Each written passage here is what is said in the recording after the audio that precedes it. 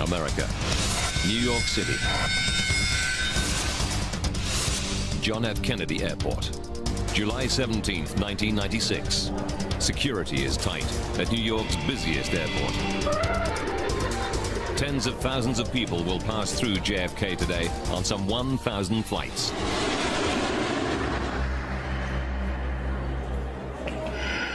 They are all potential targets for terrorist attack. In nearby Manhattan, terrorist Ramzi Youssef is in the US federal court. He's on trial for trying to blow up the World Trade Center with a 600-kilogram truck bomb. But he's also accused of masterminding a plot to kill hundreds of innocent people with bombs planted on 12 US airplanes. The FBI knows that many members of Youssef's terrorist cell remain at large and could still target planes for attack. We were at a very high state of alert in the United States. We'd had numerous threats, hundreds of threats. Heading to JFK today are two young college students from Macon, Georgia. Becky Olson is 20 years old. She's been best friends with 19-year-old Michelle Becker since high school. Do you think we're going to fit all this stuff in here? They're excited. Today they'll fly to Paris for a friend's wedding, followed by a backpacking holiday around Europe. The girls' parents have given the trip their blessing. They were very excited to be going. They just knew it was going to be a wonderful new adventure. They thought that this was just going to be the best thing since chocolate cake. This will be an extra special trip. Michelle's dad, Walter Becker, has saved enough air miles to upgrade the girls to first class. Back then, first class was first class, and I felt that they would really enjoy that, both going and returning back home. 4:31 p.m. The Boeing 747 that will become TWA Flight 800 to Paris arrives at JFK. It's 25 years old and has more than 16,000 flights under its belt. Tanker trucks move in to fuel up the plane. The ground crew pumps 114,000 liters of Jet A fuel into the 6 wing tanks. It's more than enough to fly to Paris. The biggest tank, the center wing tank, can stay as it is, almost empty. Just outside Baltimore, Maryland, 29-year-old Jamie Hurd finishes up last-minute chores at the family garage. Yeah, okay, you can pick it up Tuesday. How's that? All right, thank you very much. Bye-bye. Since joining 2 years ago, Jamie has computerized the office for his dad, Jim. You know, he kind of brought us into the present age, back from the dark ages. Jamie is flying to Paris to hook up with his girlfriend, Hope, who's in France on an exchange visit. Enjoy yourself. It's his first flight to Europe. Take care.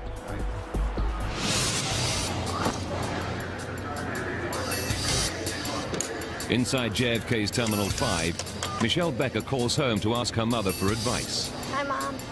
TWA is offering cash incentives for passengers to take a later flight. Do you think we should take the bump flight? Because I think we can get some money. What do you think? It's a tough dilemma. The girls don't want to risk losing their free upgrade, but as students, they could use the money. 6 p.m. 212 passengers board Flight 800 in good time for a 7 p.m. takeoff. Among them is Jamie Hurd. He's only 8 hours away from seeing his girlfriend, Hope. In charge of the crew this evening is Captain Stephen Snyder. With 4,700 hours of flying time on 747s, he's one of TWA's most experienced pilots. Flying alongside Snyder is Captain Ralph Kevorkian, another TWA veteran. 7 p.m. Captain Snyder and the flight crew are ready to go.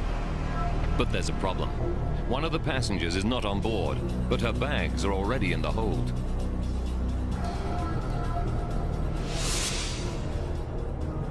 In 1988, Pan Am 103 exploded in mid-air over the town of Lockerbie in Scotland, killing 270 people.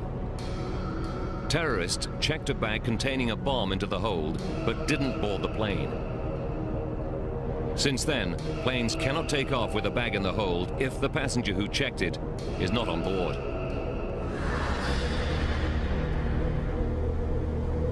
The plane is delayed while ground staff hunt for the missing passenger.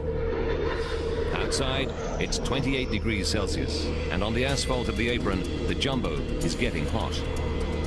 As the minutes tick by, air conditioning units under the fuselage keep the passengers cool. 50 minutes go by, and there is still no sign of the mystery passenger. At 7:59 p.m., gate personnel contact the crew. TWA Flight 800, sorry about that delay. We have confirmation that the passenger is on board. They were on board the whole time. 8:19. At last, Captain Kevorkian throttles up the 747. Flight 800 lifts off an hour and 20 minutes late. TWA 800's flight path will take it through some of the most congested airspace in the USA. It will also skirt the boundary of a US military zone to the south. Air traffic control keeps flights well clear of any restricted airspace during weapons testing. 8:31. Flight 800 climbs into the evening sky. Eastwind Airlines pilot David McLean is flying a 737 into Trenton, New Jersey. He sees the jumbo jet ahead of him. It was a nice night, good visibility. There's a lot of traffic going out there, so you always got to keep your eyes out.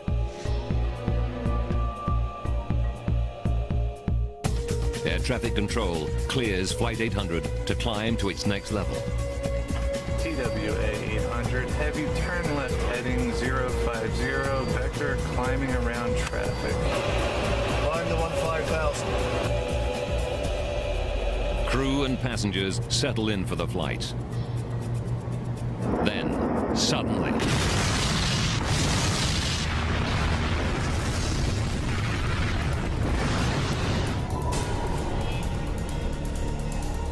And I thought, gee, they must have 200 to 300 people on board.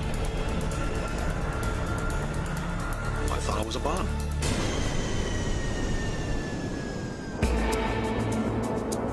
"12 minutes out of JFK on a routine trip to Paris. TWA Flight 800 explodes in a huge fireball.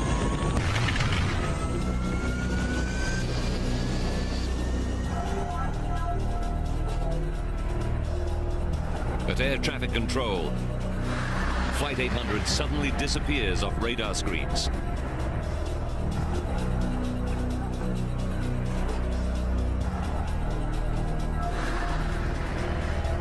Eastwind's pilot David McLean reports in to air traffic control. We just saw an explosion out here, about 16,000 feet. Just went down into the water. Air traffic control tries to raise Flight 800 on the radio. TWA 800, if you hear center, ident. There's no response. TWA 800, if you hear center, ident. The terrible truth starts to dawn. TWA 800, center.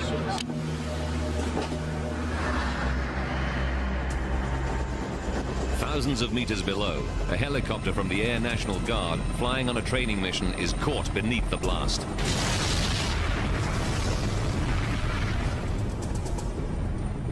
I looked over my right shoulder, and this fire exploded across the sky and came down like a curtain, like napalm. Flaming aircraft debris starts to fall all around them. Some of it was still on fire. We actually saw embers. Now the helicopter crew is in danger. If debris hits the rotor blades, they too could crash into the water. We have to get out of there.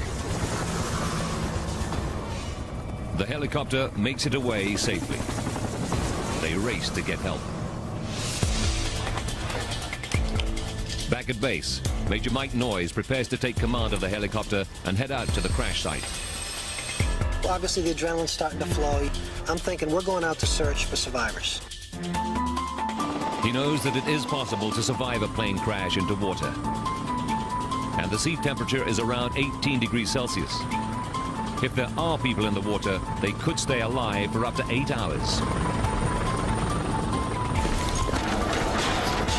The Coast Guard at East Mauritius, Long Island, gets the word that a plane has gone down. Stand by your lines. 02, we're on the way, 03 POB. They speed out to sea.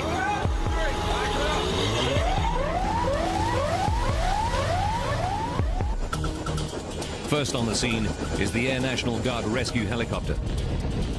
The sea below them is on fire. Picture a campfire that's a quarter or a half mile long, but the flames are, oh, I don't know, they're at least 10 feet high. Meanwhile, reports of the disaster start to break on the news channels. This is the latest we have on the flight that crashed tonight of TWA Flight 800 into the waters off Long Island, New York. This was on its way. Among those watching are Aurelie and Walter Becker. They realize it's the flight of their daughter, Michelle. The first pictures you saw were shot from the helicopter with the debris field and the flames coming out of the water. And I said, oh my God.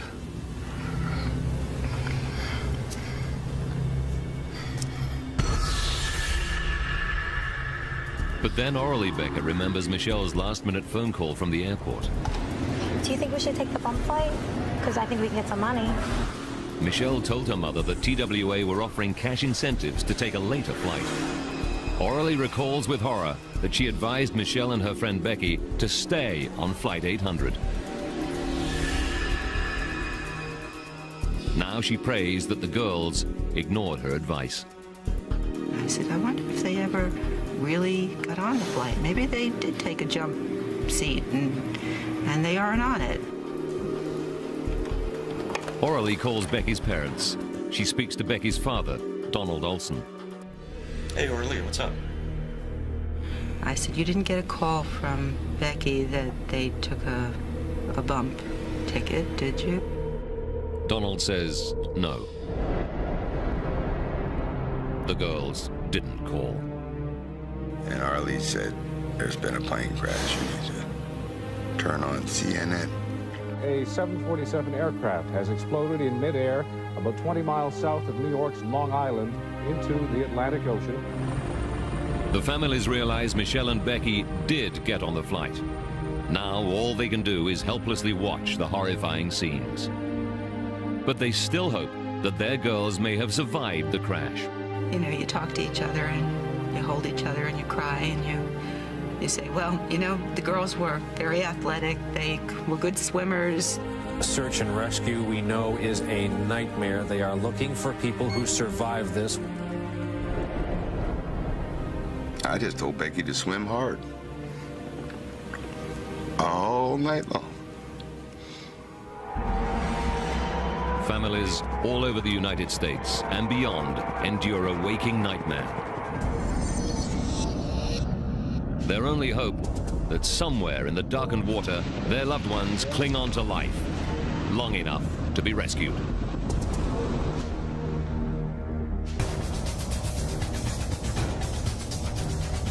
En route to Paris from JFK with 230 people on board, TWA Flight 800 explodes and plunges burning into the Atlantic. 2 hours later, in the deepening darkness, rescuers scour the ocean for anyone who may still be alive. After 3 hours of searching, none of the hundreds of rescuers can find a single survivor. They've covered 13 square kilometers of ocean. It's now clear that all 230 people on board died in the crash. The helicopter rescue team heads back to base. We did our best that night to try and find anyone who could have survived that crash. And to return empty-handed was a very low blow.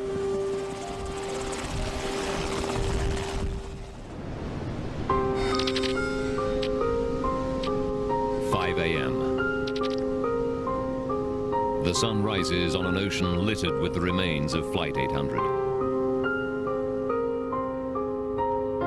Boat Boat crews bring pieces of wreckage to the Coast Guard station at East Mauritius. Rescuers have recovered 73 bodies, but no survivors. Jamie Hurd's father, Jim, realizes that any hope his 29-year-old son made it through alive is gone. It's not a good time in your life. You know, you're just really thinking about one thing. And to me, the one thing was that I was going to go get Jamie and bring him home.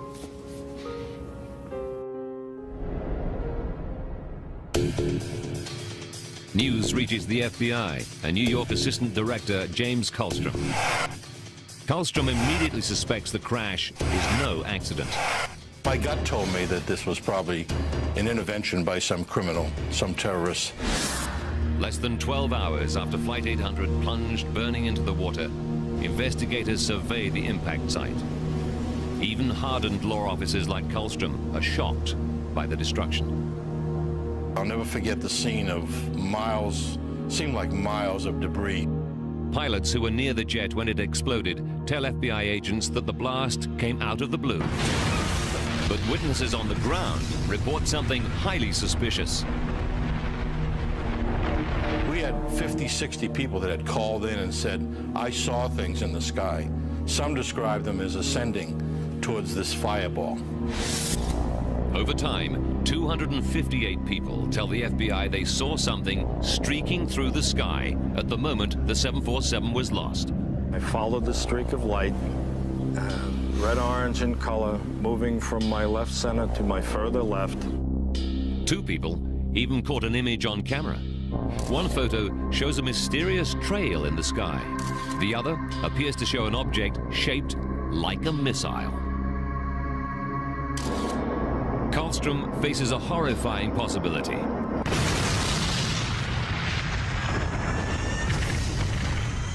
Was Flight 800 shot down by a terrorist missile? Such an attack just a few kilometers off the US mainland would represent a new escalation of the terror threat facing America and the West. The US supplied shoulder-held ground-to-air missile launches to Islamic freedom fighters in Afghanistan. Kallstrom knows that many of these weapons are now in the hands of terrorists determined to strike at America. But the launches only have a range of 8 kilometers. Since Flight 800 came down 13 kilometers from land, a missile of this type could only have been fired from the ocean.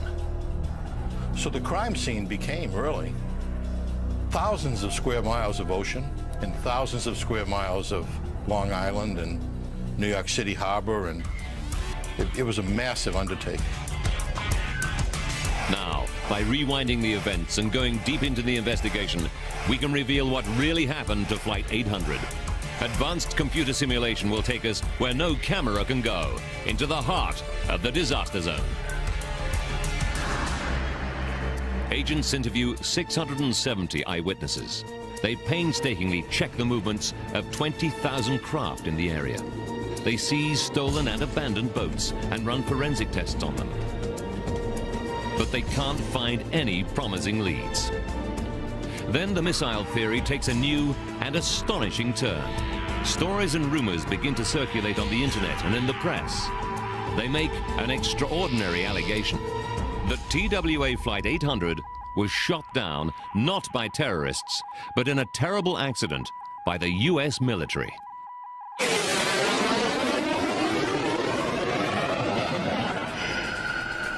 Kallstrom learns that there were 8 military ships, 8 submarines, and 5 military planes within 550 kilometers of the crash site.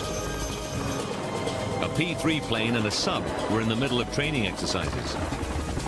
He orders dozens of FBI agents to scrutinize all their logs. After weeks of checking, they verify that no missiles were unaccounted for.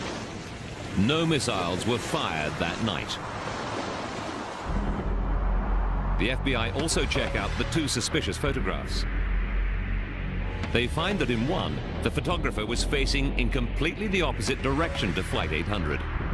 Technicians conclude that the object captured is actually an airplane.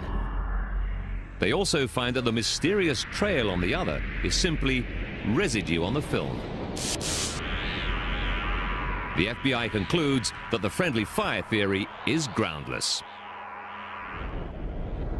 But the story doesn't go away. Now Pierre Salinger, John F. Kennedy's former press secretary, raises the stakes with an astonishing intervention. He says there's been a cover-up. Flight 800 was shot down by a U.S. Navy missile. And he has the evidence to prove it. 13 kilometers off Long Island. 37 meters down, Navy divers grapple with a mammoth task. Recovering the remains of TWA Flight 800, scattered over an area of 104 square kilometers. Meanwhile, the FBI follow up a new and disturbing allegation.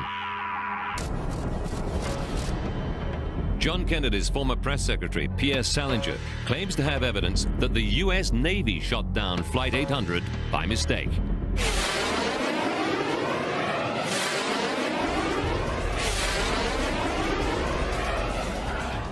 We have now reached the point where we are totally sure that what we are saying is true. He produces an air traffic control radar tape showing a mystery object close to the doomed jet. What we see here is a missile about to hit TWA 800. Many people suspicious about the crash support Salinger's claims. His thesis points to the missile being fired by the USS Normandy, an Aegis-class missile cruiser which was at sea 340 kilometers south of Long Island. The FBI re-examines U.S. Navy activity in the area.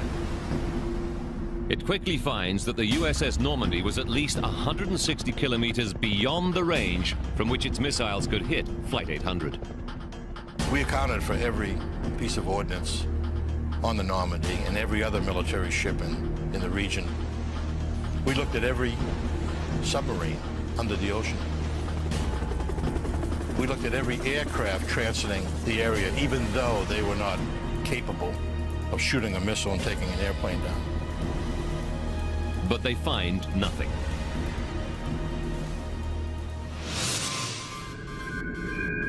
Scientists analyze the radar tape. They discover the traces are just interference. It's a well-known phenomenon called radar ghosting. They are simply duplicate images of Jet Express Flight 18 flying nearby.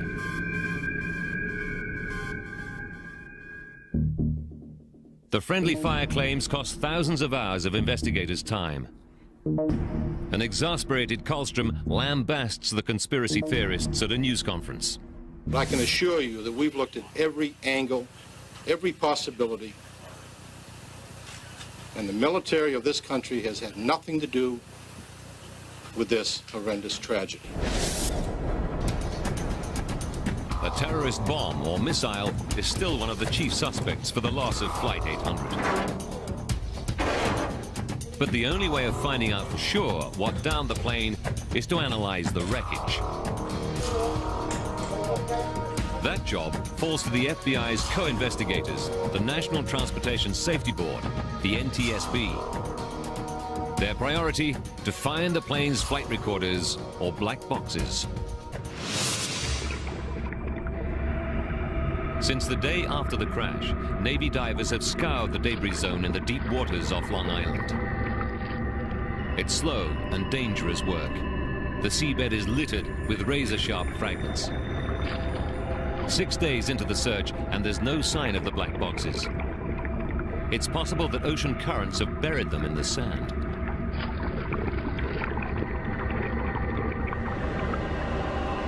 Then, on day 7, a diver spots something. A flash of orange. The cockpit voice recorder. That's it. You see the beacon right on it? You want to take a picture of it? Right. It's the cockpit voice recorder.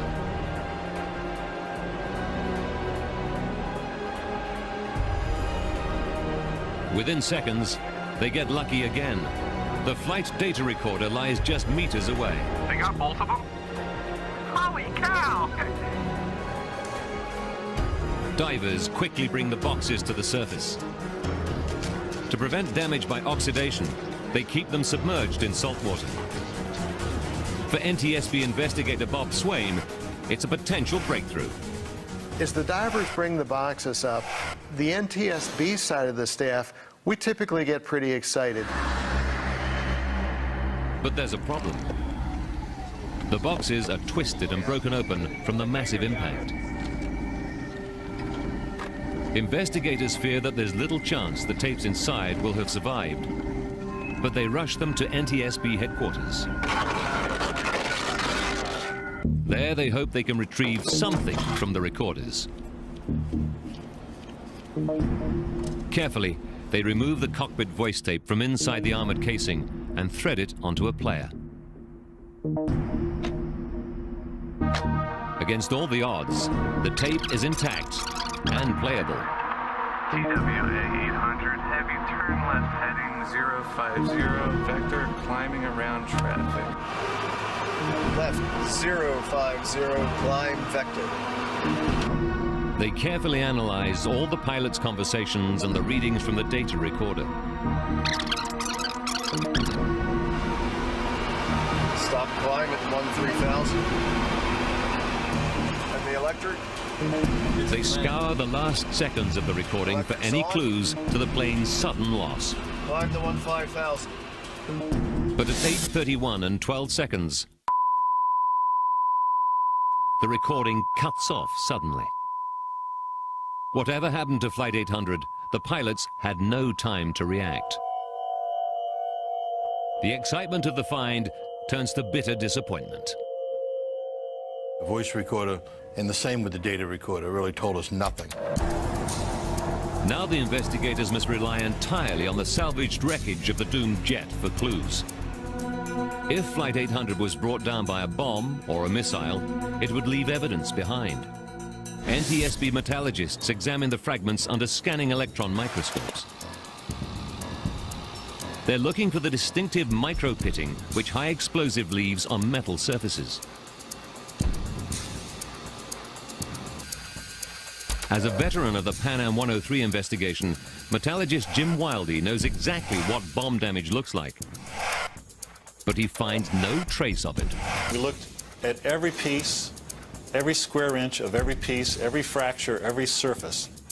Each piece as it came in was examined in detail for evidence of a bomb or explosion, and there simply was no evidence of that type on the TWA aircraft. At the same time, FBI forensic experts take over 9,000 samples for chemical analysis. They know that traces of explosive can survive even underwater. For weeks, they too find nothing. But then, the FBI makes a momentous discovery. Microscopic explosive traces of unknown origin have been found relating to TWA Flight 800. I got a call from our chief forensic chemist at the site who had found some minute traces of RDX and PETN, which are two chemicals that are in plastic explosive. Investigators finally seem to be closing in on an explanation, and increasingly it looks like a bomb. It's an extraordinary find. The traces survived weeks of immersion in 37 meters of seawater. They were preserved under a piece of sticky tape joining the carpet tiles. It's compelling evidence for a terrorist bomb on board Flight 800. But Karlstrom is skeptical. It made no sense. I mean, the initial reaction was, wow, but the facts made no sense. The flooring that was recovered, there was no sign of an explosion. The FBI probes the doomed airplane's history for explanations. They painstakingly explore the dozens of occasions when TWA hired the plane out between flights to third parties. Then, agents make a critical discovery. Just 1 month before the crash, police in St. Louis hired the plane to train sniffer dogs. The police dog handlers tell the FBI they used RDX and PETN, the exact same substances found in the wreckage of Flight 800. And they also revealed that one of the training aids was cracked and may have leaked tiny amounts of explosives material. The bomb traces are real, but they are not the cause of the crash. The criminal investigation hits a brick wall. 6 months after the disaster, the FBI has found no evidence of a missile strike or terrorist bomb. Now the NTSB focuses on catastrophic mechanical failure as the likely cause of the crash. In the hangar at Calverton, New York, Jim Wildey and his team start to reassemble the 747 from almost 1 million pieces of debris. It takes them 3 months to complete the center section.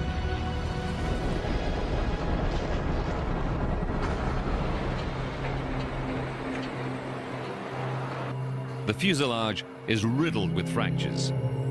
To trace where the plane's breakup started, Wildey first needs to calculate the sequence of the fractures. All of these early fractures stem from one location, and that was right here in the fuselage, just in front of the front spar, near the bottom of the airplane. The fracture sequence allows Wildey to work out how the plane broke up. The fractures underneath the plane radiate out, tearing away part of the belly of the plane. With the bottom of the fuselage gone, new fractures race upwards on both sides of the jumbo jet. When they meet, the nose is torn away from the rest of the plane.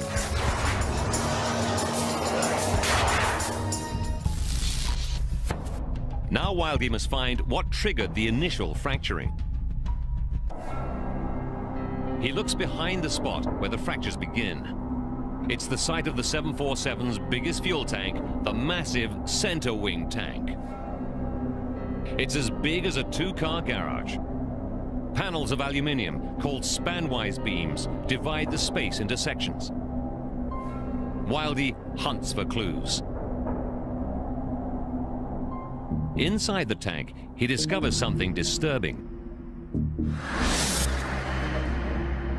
A series of dents in the front of the tank, known as the front spar.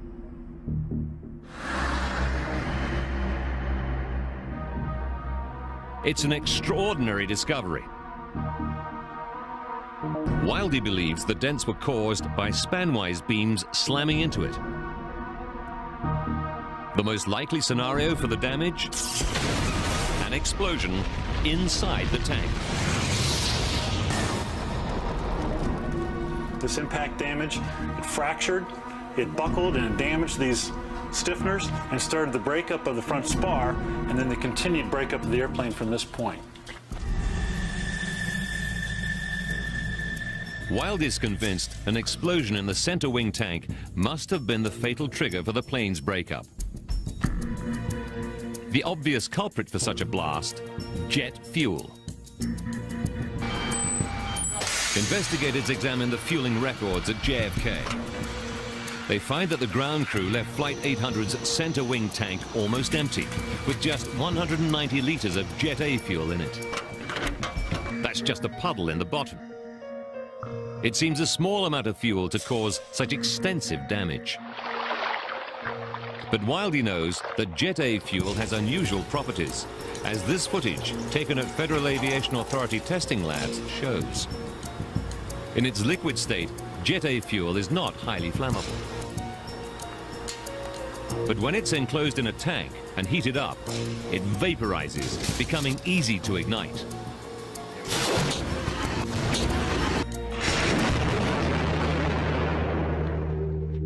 Now investigators must discover whether the fuel in Flight 800's center wing tank could have been heated to flashpoint. They know that right underneath the center wing tank lie the plane's air conditioning packs. They produce cool, breathable cabin air using hot air taken from the jet engines.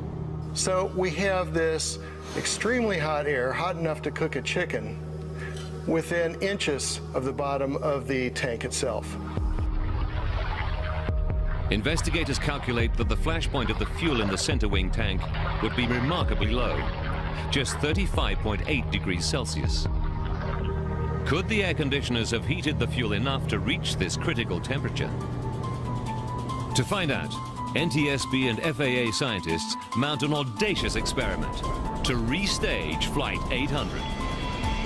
They fill the center wing tank of a 747 with 189 liters of Jet A fuel and fit it with 90 temperature sensors. The plane sits on the tarmac with the air conditioning on for 2 hours and 45 minutes. Then the 747 takes off. It follows the same ascent profile as Flight 800. It's a calculated risk, but no greater than thousands of planes undergo every day. 12 minutes later, it reaches 4,200 meters, the point at which TWA 800 exploded.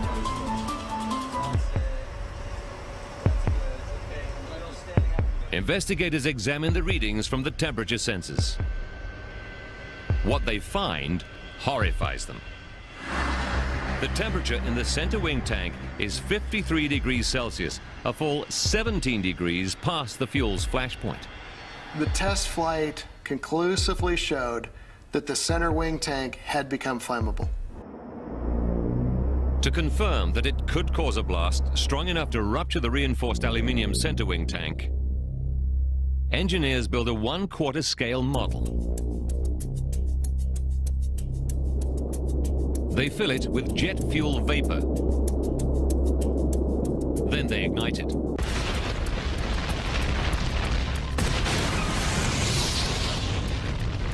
The force of the blast is more than enough to rupture the tank. The tests were able to show the pressures that could develop in the tank to the point that it would burst. But investigators are mystified about what might have ignited the fuel vapor. They know there were 7 in-flight fuel tank explosions in the previous 33 years. All were triggered by dramatic events such as lightning strikes, sabotage, or even an engine falling off. Bob Swaim investigates these and dozens more potential ignition sources. He concludes that the ignition source must be something electrical inside the fuel tank. As we ruled out numerous potential ignition sources, what we came back to again and again was the wiring and the fuel quantity indication system. Wires run from the cockpit to fuel probes inside the center wing tank. The wiring crosses near the top of the fuel tank, routed to the terminal block, as you see here. Swaim studies the terminal block. He discovers that it has dangerously sharp edges. And it was sharp and hard enough that it could cut through the insulation of the wiring. Swaim suspects there may well have been an exposed wire in the fuel tank. That could create a dangerous spark.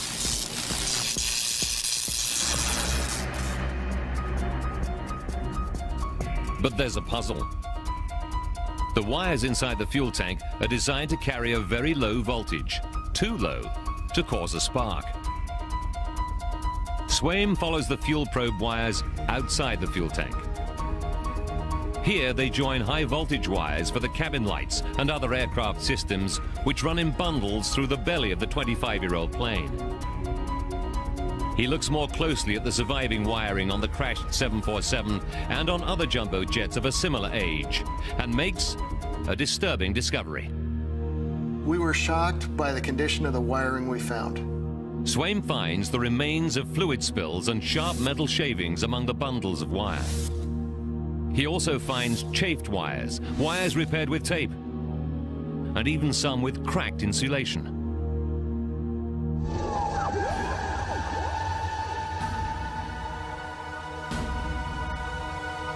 He concludes that the poor state of wiring on older 747s could allow high voltage electricity to jump into the fuel tank wires. It could then pass into the fuel tank, causing a short circuit. The resulting spark would ignite the fuel vapor.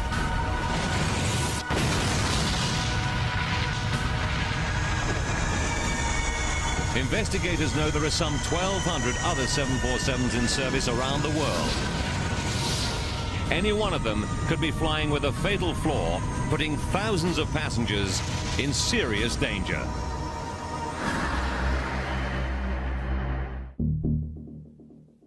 The NTSB believe a fuel tank explosion blew apart Flight 800 when a short circuit caused a fatal spark. But they have no proof.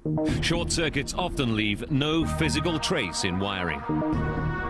Their one hope of proving the theory is the plane's black boxes, which hold the only surviving flight data.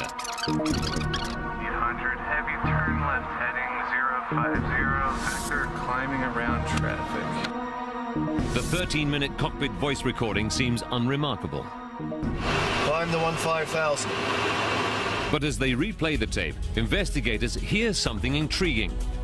Just before the recording cuts off, there are two minuscule pauses. They're each just 2 microseconds long. But they're telltale signs of a momentary loss of power to the recorder. It's an astounding discovery. The pause in the recording backs the investigators' theory that there was a short circuit on Flight 800. And it could happen on any one of 1,200 other 747s in service around the world. It's the final piece of the puzzle. Investigators now know the probable chain of events that triggered the loss of TWA Flight 800. What tore apart a 300-ton jumbo jet just 12 minutes into a routine flight and left 230 passengers and crew seconds from disaster? 12.5 minutes to disaster. Flight 800 takes off. Air conditioners have been keeping passengers cool during the delay. But they've also heated the Jet A fuel in the center wing tank to flash point. It's now filled with almost 50 cubic meters of highly explosive fuel-air mix. The 747 is a flying bomb. 44 seconds to go. Climb the 15,000. Damaged wiring allows high voltage current to jump into wiring outside the center wing tank and run down into the tank. When the current reaches a section of bare wire, it jumps to another metal surface, forming a short circuit. The resulting spark ignites the deadly mix of fuel and air. Disaster strikes. The explosion blows out one of the inner panels. It strikes the tank's outer skin, smashing it into the plane's fuselage. At a speed of some 650 kilometers per hour, the aircraft is flying under massive pressure. And the first fuselage fracture spreads fast. Now multiple fractures race around the plane. In 4 seconds, they meet, severing the 747's nose. The nose plunges downward like a bullet. The rest of the plane, with most of the passengers still in it, soars upwards. Investigators believe that this is the trail of light eyewitnesses see streaking up into the sky. At 4,600 meters, the main section stalls. A tiny spark has brought down the enormous jumbo jet, killing 230 people.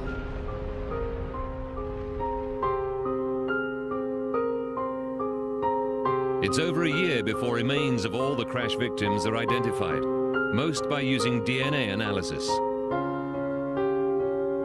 The families of the victims band together to build a memorial to their loved ones on Long Island. The monument in Smith Point is a labor of love. They got a piece of black marble that they made the centerpiece of it, inscribing all the names on the front.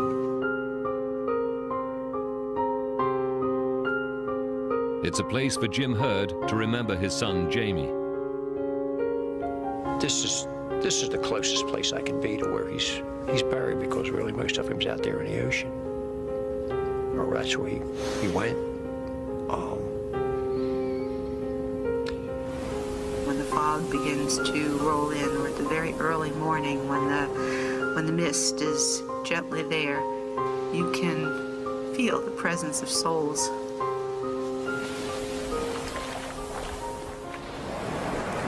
The disaster is a wake-up call to the aviation industry. The Federal Aviation Administration issues more than 70 airworthiness directives to eliminate any possible source of accidental ignition and improve insulation of wiring to fuel tanks. They affect 7,500 aircraft in the U.S. transport fleet. Boeing implements the FAA orders and also introduces fuel tank inerting, a system that tops up fuel tanks with nitrogen, preventing jet fuel from catching fire. The first commercial jumbo jet, fitted with an inerting system, rolled out in the summer of 2005. And starting from 2007, all new Boeing 7 Series planes will feature the new technology.